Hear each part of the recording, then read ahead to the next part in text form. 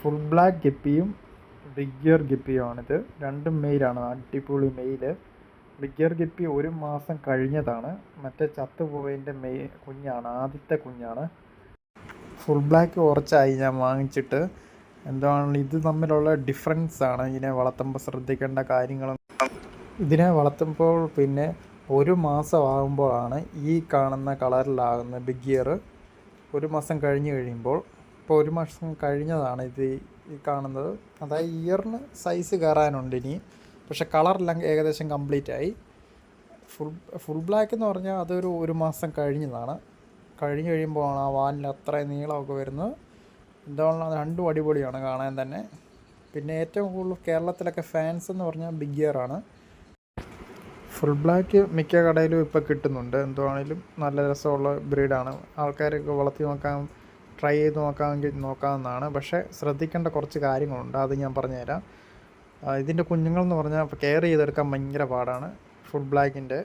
അതെന്ന് പറഞ്ഞാൽ ഡയറക്റ്റ് മഴവെള്ളം വീഴുന്ന സ്ഥലത്ത്, ഇപ്പം നിങ്ങളുടെ ടാങ്ക് ആണെങ്കിൽ അത് ഒത്തിരി തണുപ്പടിച്ച് കഴിഞ്ഞാൽ കുഞ്ഞ് ഡയറക്റ്റ് ചത്തുപോകും.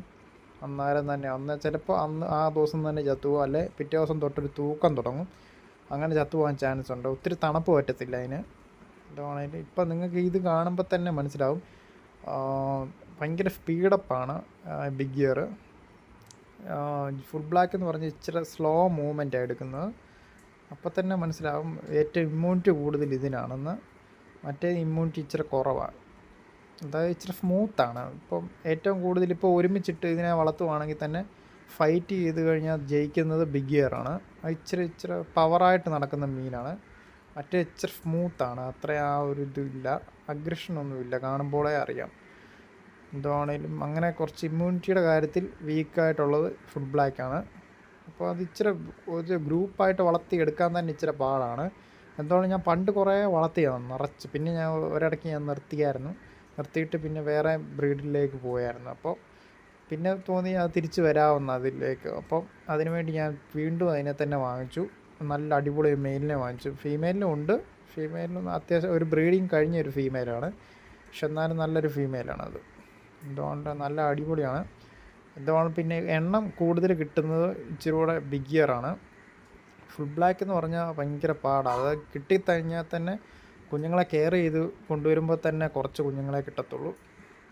എന്തുകൊണ്ട് ഭയങ്കര പ്രശ്നമാണ്. അതായത് ഇപ്പോൾ വെള്ളം മാറുകയാണെന്ന് വെച്ചോ, വെള്ളം മാറുകയാണെങ്കിൽ തന്നെ ഈ വെള്ളത്തിൻ്റെ ചെളിയൊക്കെ ഇളകി കഴിഞ്ഞാൽ പെട്ടെന്ന് ചത്തു പോകുന്നത് ഫുൾ ബ്ലാക്ക് ഗപ്പിയുടെ കുഞ്ഞുങ്ങളാണ്.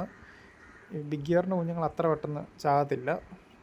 അതുപോലെ കുത്തി ഇളക്കിയാലോ എന്തെങ്കിലും അഴുക്ക് കലങ്ങിയാലോ ചത്തു പോകത്തുള്ളൂ. ഫുൾ ബ്ലാക്ക് ഒട്ടും താങ്ങത്തില്ല, അന്നേരം കുഞ്ഞുങ്ങളും വലുതുമൊക്കെ ചത്തുപോകും. അതുകൊണ്ട് എപ്പോഴും വെള്ളം മാറാൻ നേരം ആദ്യം ഫുൾ ബ്ലാക്ക് ഗപ്പിയെ മാറ്റിയിട്ടേ ബാക്കിയുള്ള മീനുകളെ മാറ്റാൻ പറ്റത്തുള്ളൂ. അങ്ങനെ കുറേ കാര്യങ്ങളുണ്ട് ശ്രദ്ധിക്കാനുള്ളത്.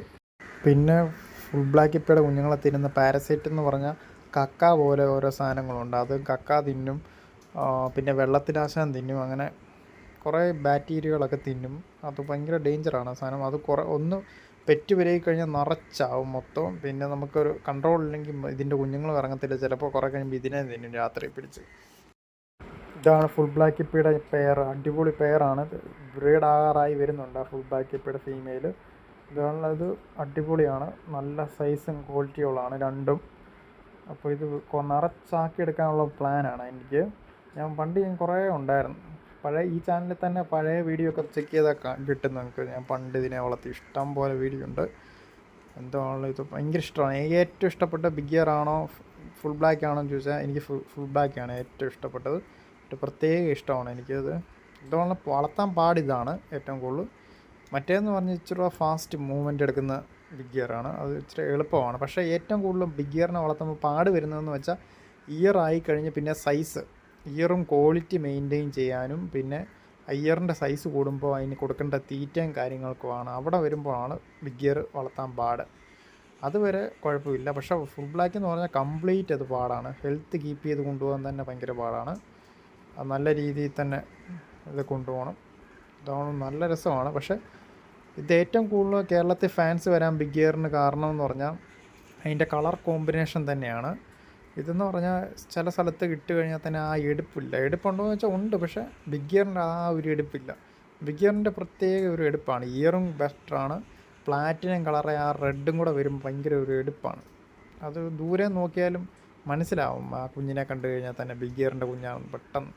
അതുകൊണ്ട് അതുപോലെ ഡിമാൻഡാണ് ഇപ്പോൾ. അതിൻ്റെ തന്നെ കോയി ബിഗ് ഇയർ സൈസൊക്കെ ഇറങ്ങിയിട്ടുണ്ട് ഇപ്പോൾ. എൻ്റെ ഒരെണ്ണം കുഞ്ഞുണ്ട് ഇപ്പോൾ. അത് ബിഗ് ഇയർ ആണോ എന്നറിയത്തില്ല, അതിന് വലുതായാലേ അറിയാൻ പറ്റത്തുള്ളൂ. ഒരു കോയി, റെഡ് കോയി എന്ന് പറഞ്ഞ സാധനം കിടക്കുന്നുണ്ട്. അതുകൊണ്ട് അടിപൊളിയാണ്. അതുകൊണ്ട് ഇപ്പോൾ കുറച്ച് ഇതിനകത്ത് നിറച്ചാക്കി എടുക്കണം ഇനി ഇതിനകത്ത് ഫുൾ ബ്ലാക്കിനെ. ഇതിപ്പോൾ ക്രോസ് ചെയ്യിപ്പിക്കാൻ പറ്റുന്നുണ്ട് നല്ല രീതിയിൽ. അപ്പോൾ ഇനിയും കുറച്ചുകൂടെ വാലിന് സൈസ് കൂടിക്കഴിഞ്ഞാൽ ഈ മെയിലിനെ പറ്റത്തില്ല. അതിനിപ്പം കുറച്ച് കുഞ്ഞുങ്ങളെ ബ്രീഡാക്കി എടുക്കണം, അതാണ് എൻ്റെ പ്ലാൻ ഇനിയും. തോളം നല്ല രസമാണ്. ഇതിന് സിമെൻറ്റ് ടാങ്കിലാണ് ഞാൻ ഇട്ടേക്കുന്നത്. അത്യാവശ്യം തണുപ്പുണ്ട്, പക്ഷേ അത് ഓവറാകുന്നില്ല. പ്ലാന്റും കാര്യങ്ങളൊക്കെ നല്ല രീതിയിൽ സെറ്റ് ചെയ്ത് കൊടുത്തിട്ടുണ്ട്. അതായത് pH കൺട്രോൾ ചെയ്യാൻ. ഇതുകൊണ്ട് അടിപൊളിയാണ്. ഡാർക്ക് ബ്ലാക്കാണ്, വമ്പൻ ക്വാളിറ്റി. ഇനിയും പിന്നെ കുറേ ഓർഡർ ചെയ്തിട്ടുണ്ട് ഗപ്പി ഫുഡൊക്കെ, അതിനെയും വരുന്നുണ്ട്. ചാനലൊക്കെ സബ്സ്ക്രൈബ് ചെയ്ത് വെച്ചോ. അടിപൊളി ഗപ്പിക്ക് കൊടുക്കാൻ പറ്റിയ ഫുഡും കാര്യങ്ങളൊക്കെ വരുന്നുണ്ട് ഇനിയും. ഇതുകൊണ്ട് വമ്പൻ ക്വാളിറ്റിയും കാര്യങ്ങളൊക്കെയാണ് ഇനി. അയ്യോ, ഇതുകൊണ്ട് ഇത് തീറ്റ മാറി മാറി കൊടുക്കണം ഫുൾ ബ്ലാക്ക് ഗപ്പിക്ക്. ഒരു തീറ്റ മാത്രം കൊടുത്തു കഴിഞ്ഞാൽ കാര്യമില്ല.